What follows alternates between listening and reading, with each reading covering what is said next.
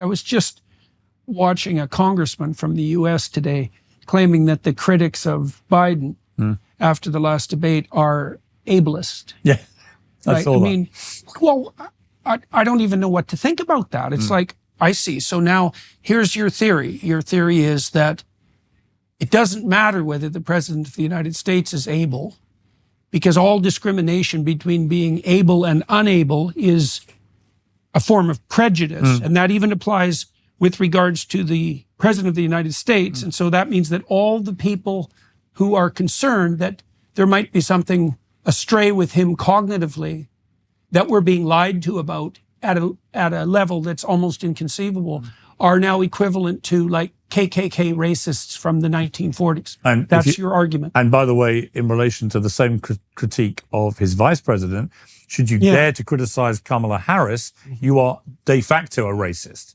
That the only reason, Gavin Newsom said that the other day. That the only reason that you would feel the need to criticize this black woman who's vice president is not that she's been completely incompetent in her job, which any impartial observer would conclude, but it has to be because of her skin color and her gender. And even though that's why she was put in the damn position to begin with. Joe Biden said publicly, I want a black woman.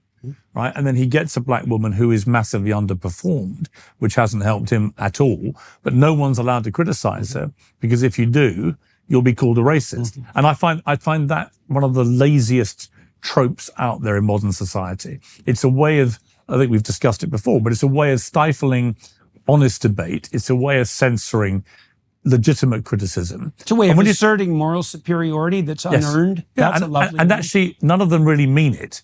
I mean, it is the genuine epitome of virtue signaling. What they're really, I mean, I remember for example, I remember when the George Floyd murder happened, and it was a horrific incident, of course.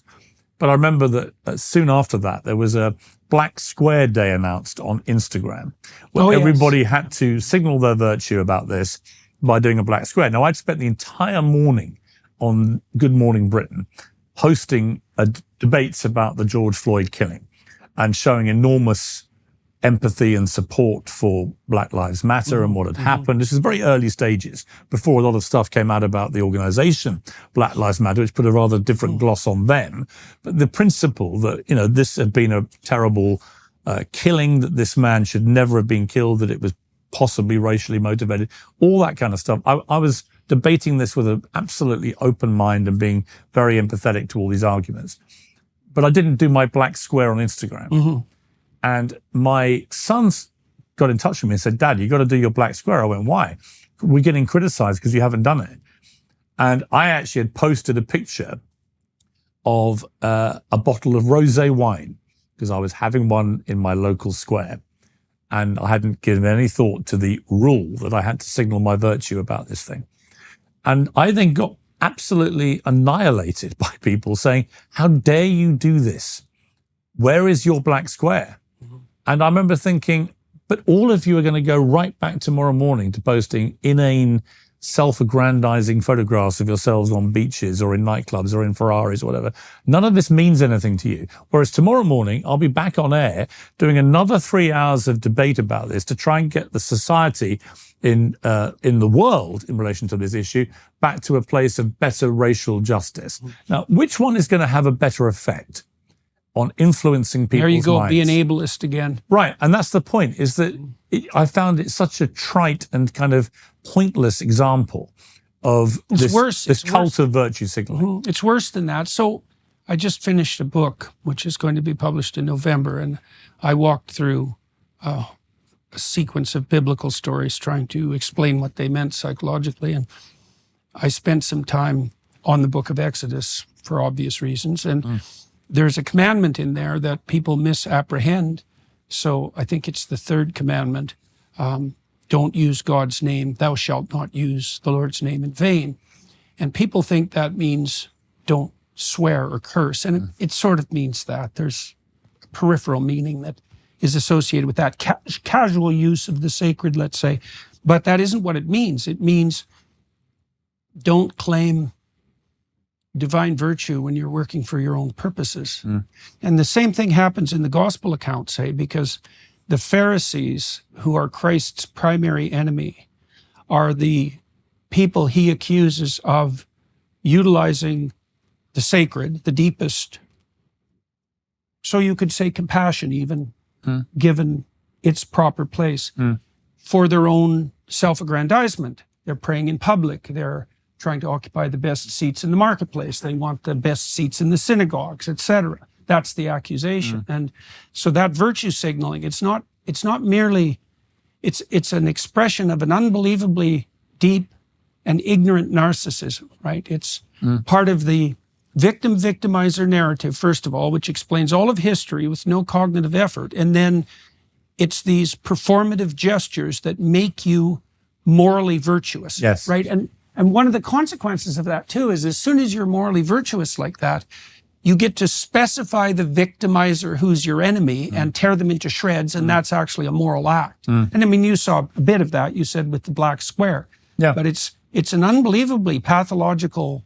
But it was fascinating to me that my own children, all in their 20s at the time, that they were being contacted by friends saying, why has your dad done this picture of a bottle of wine? Where's his black square? Yeah. And they were kind of damned by association. Yeah. And were keen for me to rectify this problem. Yeah. And I had to say, but there's a tribal signaling there too. Yeah, and I right? said, guys, I'm not going to do it. I'm sorry. I'm just not going to feel bullied into doing something that I think actually is pointless and trite, and that all the people doing it don't really care much about this cause and will be very quickly back to their normal work on Instagram, which is pumping themselves up and showing off and all the things people do on Instagram. I said, I'm just not going to play this game.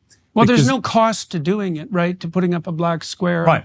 You can indicate there's someone's no sacrifice. commitment. That's exactly right. There's no sacrifice. There's no hard work Why did you required. use sacrifice? Is that? Well, because I think that to really support a cause, whatever that cause may be, at some point you have to show a bit of sacrifice to that cause. You have to commit time or money or resources or whatever it may be to support reputation, put your head over the parapet. There has to be an element of risk and an element of sacrifice. Now, if all you're doing is following the hashtag trend of the day, there's no sacrifice, there's no risk taking. In fact, it's the opposite. The reverse. Yes, it's actually more courageous to say, I'm not going to do that. What I'm going to do is I'm going to do this. And it's a far more tangible and effective way of trying to get racial injustice to a better place, which everybody should share that desire. And I just feel that it comes back to what you said earlier about the victimhood generation. The one common theme of the people who play that victim card all the time is they almost never show any sacrifice for anything. It's all about themselves. It's all about, how can I get pity? How can I be showered in sympathy? How can I become almost famous for failure and celebrated for it? Rather than the way I was brought up, which is you celebrated success, you drowned your sorrows with failure, and you didn't let it take you down or destroy you, and you dusted yourself down and got back on with it. But the idea of celebrating failure, the idea of celebrating coming last at the school sports day, the idea that everyone had to get a participation prize, even if they were terrible at something. No. Right. I wasn't very good at athletics at school. I was very good at cricket. I was one of the best cricket players aged 12 in the country. And my dream was to be a professional cricketer. I never made it. My other dream was to be a journalist. I made that. But I was terrible at athletics. My two brothers were brilliant at athletics. They used to win everything. But I used to always win the non-finalist race. And I was very happy about that. Because I said to my... What is that? Well, so everyone who didn't win a race got put in the non-finalist race. So you were the kind of lepers with the most fingers, right? For want of a crass phrase. And the point was that you were competing against other losers, but you could still win something. And I thought, I'm going to be the best loser because I'm crap at this. I can't really run or hurdle or throw javelins or anything like that. But I can beat this lot. And I was proud of that. But I never mistook it for actual glory or winning. And I think people that, I see people on social media, they say, I'm so proud of myself. I just passed my driving test at the 11th attempt. And I'm like, why would you want anybody to know that? Why would you want anyone to know that you're so completely clueless at driving that it took you 11 attempts to pass your driving test. And what do you want me to do? Do you want me to send you champagne? Do you want to, do you want to be trending #1 around the world for being the worst driver in the world? What are you celebrating here? If you passed your driving test at the 11th attempt, I'm pleased for you, but I'm not proud of you. Mm-hmm. This is not something that should instill pride in you. And I think that's where society is so warped now.